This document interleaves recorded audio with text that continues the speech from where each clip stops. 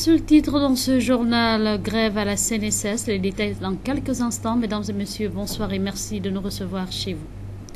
Nous ouvrons ce journal avec le social. Bien que certains salons de coiffure dans la capitale ne répondent pas aux normes en termes de construction, il n'en demeure pas moins que la santé des clients soit prise à bras-le-corps. Le reportage est signé Oltman Aldo Mabunda et Vitalis Kumba. Dans un salon de coiffure, pour fidéliser et conserver les clients, il est important d'avoir l'esprit de créativité sur la qualité de service. Le plus souvent, dans les salons modernisés, on retrouve des vitrines qui donnent une vision plus large sur les activités internes, puis donnent aux futurs clients l'occasion de découvrir ce qui est fait étant à l'extérieur. Pour attirer les clients dans un salon de coiffure, ce dernier doit être attractif. Il doit également donner l'envie de passer un moment formidable. Si cela n'est forcément pas le cas ici, au moins la propriété et l'hygiène du matériel sont prises en compte. On nettoie la tondeuse avec le poids 90 degrés, bien en l'eau de javel. C'est très important parce que si on n'a pas nettoyé, c'est pas vraiment bon pour les clients parce qu'il y a certaines maladies passées par là. Donc c'est obligatoire, on nettoie la tondeuse pour que les clients soient à l'aise. En somme, exercer dans un environnement sain et formidable procure un confort de travail et offre un moment meilleur de détente aux clients. Aussi, il est important de mettre un accent sur l'hygiène et la qualité de service car, ceci étant fait, c'est désorienter plus d'un client vers les structures médicales. Je vous l'annonçais en titre, le personnel de la Caisse nationale de sécurité sociale observe une grève illimitée depuis ce matin. Il revendique le départ à la tête de cette administration du docteur Nicole Christiane Assele qui, depuis son arrivée, plus rien ne marche. Le constat a été fait par Euphrame Biogezo et Vitalis Kumba. Le personnel de la Caisse nationale de sécurité sociale est sorti de sa réserve et observe un mouvement d'humeur depuis ce matin, consécutif au préavis de grève qui a été déposé il y a environ 10 jours, lequel est désormais expiré.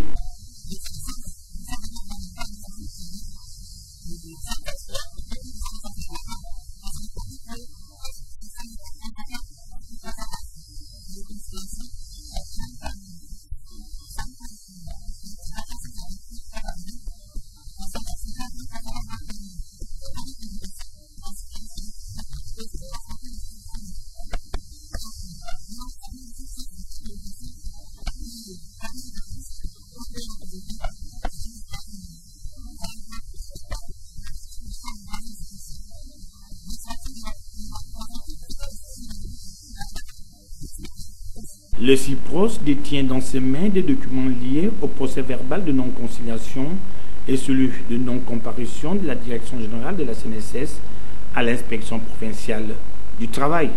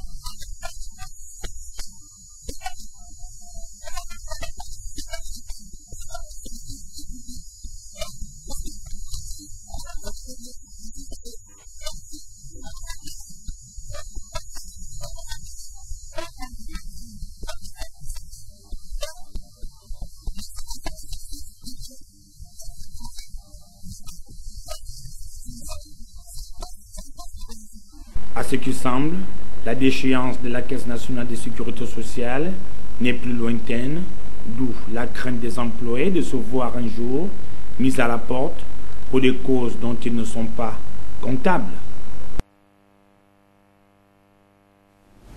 Rien à voir avec ceux qui précèdent, rares sont ces compatriotes gabonais qui font honneur au pays à l'étranger, et parce qu'ils hissent très haut le drapeau gabonais, notre rédaction a pensé leur rendre un hommage mérité. Le portrait est signé de Fouti Boulanga Mouleka.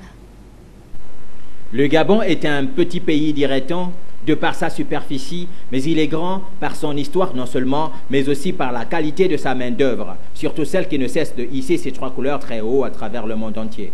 Hommes comme femmes, la diaspora gabonaise n'est pas en reste, dans le concert des nations. Pour commencer, parlons de la une du moment. Elle est experte gabonaise dans le secteur pétrolier en Australie. Elle est la fondatrice et managing partner de MT Energy Resources, une entreprise de conseil en pétrole et de gaz basée à Perth, en Australie. Et à présent, elle est aussi basée en Afrique du Sud. Elle a également créé une organisation qui se propose d'aider les personnes, les entrepreneurs et autres à prendre le contrôle total de leur croissance et de leur réussite. Elle, c'est Mireille Toulekima, nominée à la première édition de la cérémonie des Africa Business Excellence Awards, tenue le 20 septembre dernier à Accra, au Ghana. En sport, c'est le taekwondoïste gabonais, vice-champion lors des Jeux olympiques de Londres en 2012. Il est le premier et unique médaillé olympique gabonais, champion du monde et champion d'Afrique dans la catégorie des poids lourds. Antonio Ban, pour ne pas le citer, reçoit nos vives félicitations pour la récente médaille d'argent remportée au Grand Prix de Chine, Taipei, en Taïwan, devant les meilleurs taekwondoïstes du monde. Par ailleurs, parlons de notre héros de la semaine, ou plutôt du héros national qui se positionne au sommet de la recherche scientifique avec son invention Immunorex DM28, un médicament qui pourrait être la solution définitive pour guérir le VIH-Sida. Lui, c'est le professeur Donatien Mavongo, chercheur gabonais. Terminons nos hommages du jour par trois autres personnages. Chanel Lakinda, récemment nommée au 5e Afrima dans la catégorie Best Female Central Africa. C'est l'unique artiste gabonais nommé dans cette compétition, toutes catégories confondues. La cérémonie de remise du prix est prévue pour avoir lieu le 7 octobre aux États-Unis. Aussi, parlons de la première femme pilote de ligne du Gabon. Elle a travaillé en France dans une compagnie aérienne, à Air Gabon, Gabon Airlines. Elle a été inspecteur des opérations aériennes à l'ANAC. Elle est commandant de bord depuis novembre 2017. Elle a survolé au-dessus de Luanda, l'Afrique du Sud, Bruxelles, Abidjan et bien d'autres. Elle, c'est Karina Nimba. Enfin, en littérature, c'est le jeune auteur Foutibi, dont le premier ouvrage intitulé English Club Guidebook, qui a été publié aux États-Unis en 2013, vient d'être évalué par un groupe d'agents littéraires et qui classe le contenu du livre au niveau 8,63 sur une échelle de 10. Un ouvrage fortement recommandé. À noter que chacun de ces personnages était un héros national dans son domaine d'activité. Parlons à présent de religion en cette édition d'information. Le collectif des pasteurs du 1er arrondissement de la commune de Libreville, en collaboration avec le Corps de Christ, a organisé récemment un culte de prière pour la nation. C'était en présence de Yasser Nicolandon. Priez pour la ville dans laquelle je vous ai envoyé en captivité, un ordre donné par Jésus-Christ de Nazareth. C'est fort de cela que le collectif des pasteurs du 1er arrondissement de la commune de Libreville, en collaboration avec le Corps de Christ, a organisé un culte de prière en faveur de la nation sous le thème « Une aurore se lève ». Une vision donnée par le Seigneur à la prophétesse Élisée Mukwangi, qui ne l'a pas gardée pour elle, mais qui l'a partagée avec ses collègues serviteurs de Dieu. L'objectif principal est de prier pour la nation. Nous croyons que la nation gabonaise est une nation de paix. Il faudra que continuellement les chrétiens élèvent la voix afin que cette paix soit réalisée. Pourquoi la spécificité des pasteurs du 1er arrondissement? Élément de réponse avec le docteur Josué Mukwangi. Il est important que nous puissions nous réunir pour prier pour en fait le devenir de notre nation en termes de consolider la paix, en termes de promotion de la paix. Et le collectif des pasteurs du 1er arrondissement ont effectivement décidé à cet effet de se réunir et de donner également en fait cette vague à d'autres pasteurs du corps de Christ pour que tous ensemble, nous puissions prier pour la paix et la restauration de notre nation. C'est notre obligation et c'est une responsabilité. Un message bien reçu par une frange des serviteurs de Dieu qui n'a pas hésité d'apporter sa main d'association. D'abord, nous sommes venus soutenir une vision de la part du Seigneur, une vision qui a été sémée par Dieu dans le cœur de son serviteur et de sa servante. Je parle particulièrement de l'apôtre Élisée et de son époux, le docteur Josué. Mais c'est aussi une nécessité du moment, dans les circonstances dans lesquelles nous sommes, de prier pour notre pays. Et notre pays a besoin de garder, de consolider et de développer cette paix. Et c'est la responsabilité des enfants de Dieu de travailler dans ce contexte-là, c'est-à-dire de soutenir la nation pour sa stabilité et surtout pour la paix. Et éventuellement continuer ce travail en accompagnant des hommes et des femmes de vision à développer cette pensée positive pour la nation gabonaise, celle de la garder dans la stabilité, la paix et surtout dans la cohésion sociale. À l'instar des moments qui arrivent dans notre pays, nous avons besoin encore plus que jamais de Dieu. Une rencontre qui vient à point nommé dans la mesure où le pays amorce une phase décisive, celle des élections jumelées du 6 octobre prochain, pour dire que le chrétien est dans l'obligation de jouer son rôle dans la prière pour la paix et la stabilité du Gabon.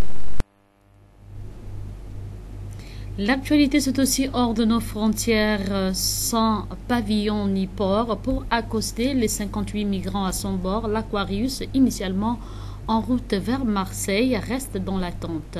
Les autorités françaises plaident de leur côté pour une solution européenne. Les précisions avec nos confrères de la presse internationale. Ce matin, l'Aquarius maintient son cap, direction Marseille. Pourtant, la position de la France reste la même.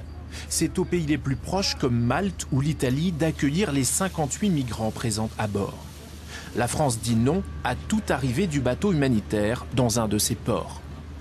Pour l'instant, elle dit non, parce que si nous voulons avoir une politique migratoire qui soit cohérente, il faut respecter les règles européennes. Par ailleurs, moi j'estime que la France prend une part de charge importante, notamment en accueillant beaucoup de demandeurs d'asile, près de 100 000 l'année dernière. La gauche dénonce une attitude irresponsable d'un exécutif qui prône une solution européenne.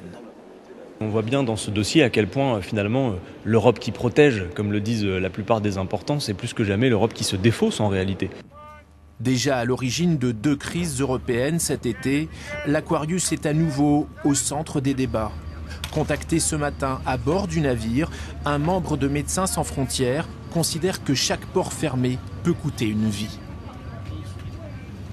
Le réel danger pour les gens, c'est pas les conditions météo, les vagues, le vent, et tout ça, c'est le politique. En fait, c'est les politiciens qui prennent des décisions pour freiner les sauvetages, donner un soutien aux gardes-côtes libyens, et les effets de ça, c'est que les gens meurent en mer. Parmi les 58 migrants de l'Aquarius se trouvent toujours une vingtaine d'enfants et 17 femmes. La météo devrait se détériorer, des vagues de 5 mètres sont attendues. Et le navire ne sait toujours pas dans quel port il pourra accoster. En France, les Algériens qui ont servi la France, communément appelés les Harkis, contre les indépendantistes du Front de Libération Nationale, de retour dans leur pays, sont mal reçus. Les précisions avec nos confrères de la presse internationale. De l'Algérie, il ne lui reste que cette vigne, qu'il transmettra un jour à son fils. Mehdi a quitté son pays natal en 1962 après l'indépendance. Il est de ceux qu'on appelle les Harkis, ces Algériens qui ont servi la France contre les indépendantistes du Front de Libération Nationale, le FLN. Là-bas, on le considère encore comme un traître, alors il n'y est jamais retourné. Ils ont égorgé toute ma famille. Je suis resté seul. Alors je me suis tourné vers ceux qui m'accueillaient. Vive la France! Et je n'ai pas honte de le dire. Après l'indépendance de l'Algérie, beaucoup de Harkis sont torturés et tués en représailles par le FLN. 60 à 90 000 d'entre eux fuient vers le sud de la France. À leur arrivée, ils ne reçoivent pas l'accueil attendu. Ils nous ont emmenés à Marseille, mais nous sommes restés dans le bateau pendant 8 ou 9 jours, je ne me souviens plus exactement. Personne ne voulait nous laisser accoster. Alors, nous avons compris que quelque chose n'allait pas. Ils sont envoyés dans des camps de transit, gardés par des soldats français, et vivent dans la plus grande précarité. La plupart parlent à peine français et ne trouvent pas de travail. Leurs enfants sont mal intégrés au système scolaire. 40% en sortiront sans diplôme.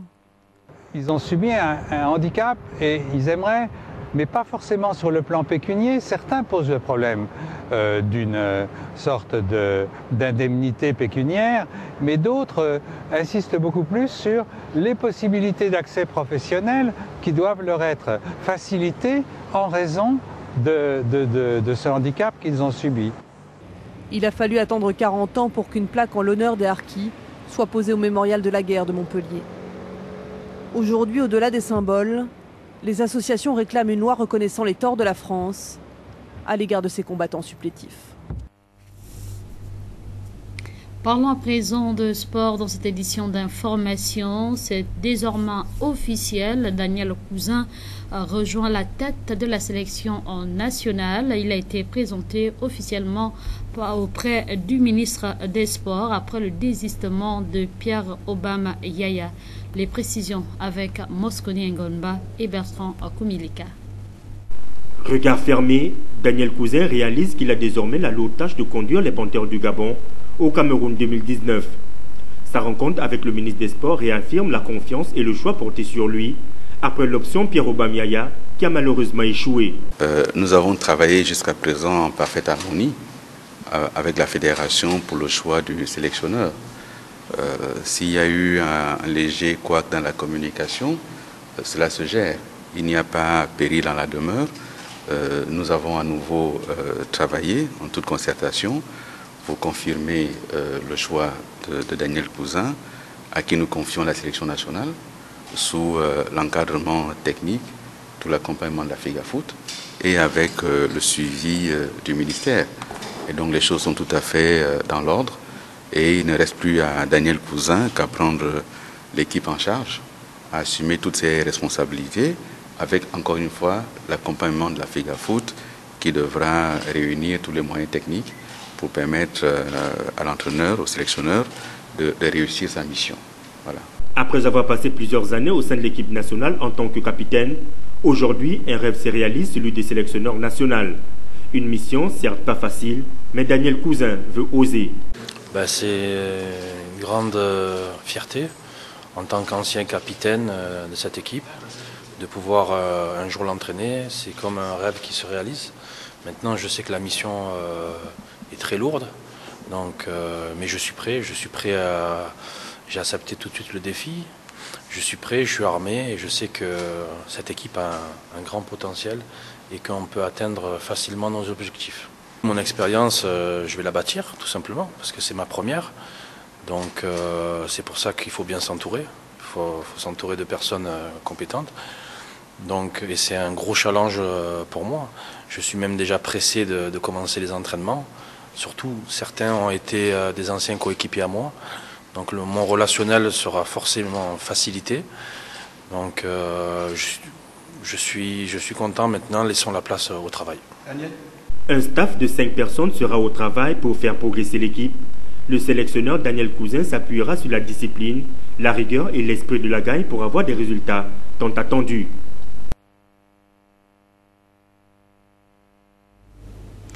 Pierre Obama a décliné l'offre de la FEGAFOOT. Qu'en pensez-vous? Nous sommes bel et bien dans votre rubrique Expression libre. Les avis les uns des autres au micro d'Otman Aldo Mabunda et Vitalis Kumba. Il a raison. La politique est initiée dans le football. On ne peut pas avancer. Ça sur le blanc, ça sur le noir. Même avec le noir, ça sera encore pire. Il n'est plus qu'à refuser. Si on va se faire mieux.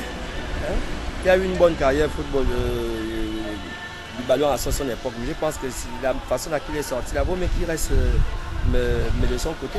Le nommer comme sélectionneur de l'équipe nationale. Ah non, mais je pense que c'est pour le milieu. C'est d'être entraîneur de l'équipe nationale, comme police. Moi, je regarde le match. Je regarde le match. Parce que je joue l'équipe des garçons. Ok, on donne d'abord un tâche à quelqu'un, on met d'abord sans qualification. Là où il est tout d'abord travaillait, comment il a reçu avant qu'il lui donne encore un autre boulot à faire.